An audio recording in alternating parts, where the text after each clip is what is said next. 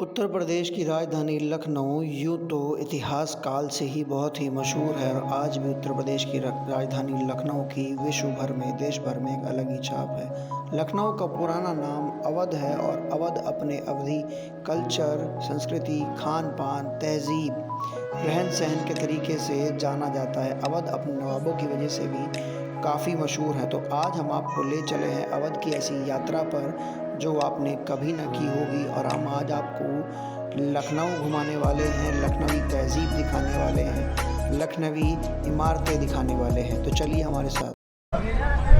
Hello दोस्तों, आज हम आए लखनऊ के फेमस स्थान पे इमाम बाड़ा। यहाँ पे दूर दूर से लोग घूमने के लिए आते हैं। अगर आप भी लखनऊ आए तो इमाम बाड़ा ज़रूर देखें। लखनऊ में बहुत ही मशहूर ऐतिहासिक इमारत है जिसका नाम है इमाम बाड़ा। इमाम बाड़ा वाजिद अली शाह ने बनवाया था और जब इन्होंने ये इमाम बाड़ा बनवाया था तो बताया जाता है कि इस इमाम बाड़े को बनवाने में 10 से 12 साल का समय लगा था। उस समय अवध में भारी अकाल पड़ा हुआ था और इस इमाम बाड़ा बनवाने के पीछे कई कथाएं भी सुनाई जाती हैं कि यह इमाम बाड़ा सिर्फ नवाब ने लोगों को रोज़गार देने के लिए बनवाया था। दिन में गरीब लोग इस इमाम बाड़ा को बनाया करते थे और रात में अमीर लोग उतना ही तोड़ दिया करते थे। इसलिए इमाम बाड़ा 12 साल में बन के तैयार हुआ था। ये इमारत आप हमारे सामने देख रहे हैं, ये रूमी गेट है, ये रूमी दरवाज़ा है। यह लखनऊ की धड़कन है, लखनऊ के दिल में ये गेट बसता है। मेरे पीछे जो ये इमारत नज़र आ रही है रूमी गेट है, लखनऊ का बहुत फेमस जगह है और यहाँ का रात का नज़ारा बहुत ही खूबसूरत होता है। रात में यहाँ पर बहुत चहल पहल होती है और यहाँ से लोग दूर दूर तक घूमने के लिए आते हैं। आगे का सफ़र तय करने के लिए हमने एक घोड़ा गाड़ी का सहारा लिया जिसमें घोड़ा गाड़ी में बैठे बाबा ने हमको पूरे लखनऊ घुमाया, रूमी गेट का इतिहास बताया, इमाम बाड़े का इतिहास बताया और लखनऊ का इतिहास बताया। लखनऊ में स्थित रूमी दरवाजे का निर्माण नवाब सिराजुद्दौला ने करवाया था जो कि नवाब वाजिद अली शाह के वालिद थे। और बेटा लखनऊ की 7 चीज़ें मशहूर हैं। देखने का भूल भुलैया और कानों से सुनने का मुजरा जो नवाब से सुनते थे, बोलने के लिए लखनऊ तहजीब, खाने के लिए गुलाब रेवड़ी, लगाने के लिए इतर और पहनने के लिए लखनवी चिकन, घूमने के लिए घोड़ा गाड़ी। वैसे तो हमारे लखनऊ में दोनों चीज़ इस्तेमाल होते हैं। लोग चिकन खाते भी और चिकन पहनते भी। हम तो बेटा जो काफ़ी दिन हो गए, हमारा स्कूल था ना, बच्चों को हॉर्स राइडिंग कराते थे ना, और जब से लॉकडाउन लगा तो फिर ये टांगा ले लिया, ऐसे में चलाने लगे। इतने में आपको मुझे पसंद हो जाता है। तो क्या करें, अभी तो जो है 8-10 चक्कर लग जाते हैं, 6 लग गए। अभी तो लॉकडाउन ही चल रहा है, तो ऊपर वाला जो है भूखा खाता भूखा खिलाता नहीं ना, दे देता है।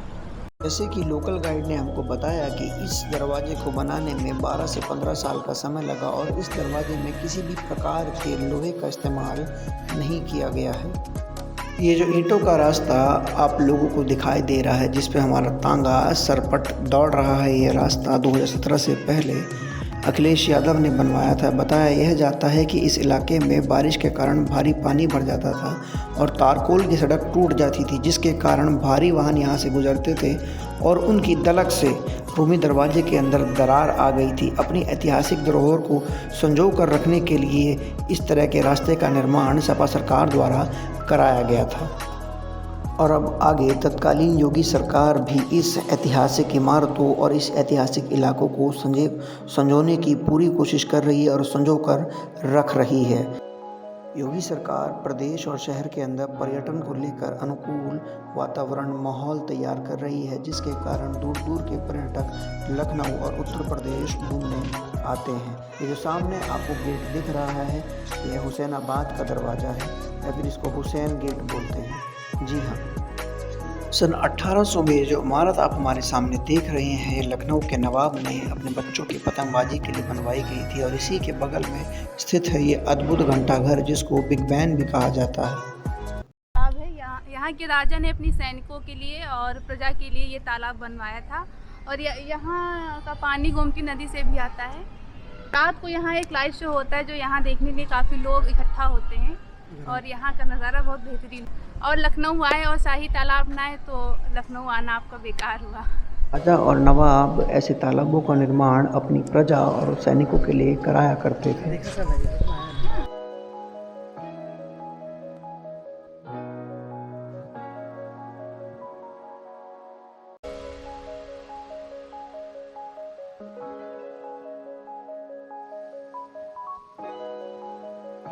इस 5 मंजिला इमारत और घंटाघर से आगे बढ़कर हमने लखनऊ की पिक्चर गैलरी की तरफ चले और वहाँ पर जाकर देखा।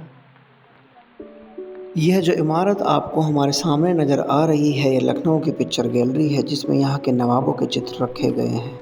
1857 की क्रांति में जब अंग्रेज अवध के नवाब वाजिद अली शाह को गिरफ्तार करने पहुंचे तो उनके सब सेवक भाग चुके थे, पर नवाब साहब नहीं भागे। जब अंग्रेजी कमांडर ने नवाब साहब से पूछा कि आप क्यों नहीं गए, तो वाजिद अली शाह ने जवाब दिया कि हमको जूता पहनाने वाला कोई नहीं था और हम आज तक अपना जूता खुद नहीं पहने हैं, तो इसलिए हम नहीं भागे। जिसके बाद अंग्रेज़ों ने वाजिद अली शाह को गिरफ्तार कर लिया। आज की यात्रा बस यहीं तक थी। ऐसी और रोचक यात्राएं और सफ़र देखने के लिए, शहरों को जानने के लिए हमारे चैनल को सब्सक्राइब कीजिए और देखते रहिए नेशनल व्लॉग और अपनी धरोहरों को संजो कर रखिए, क्योंकि आपकी धरोहर ही आपका अस्तित्व है, आपकी पहचान है। जय हिंद, धन्यवाद।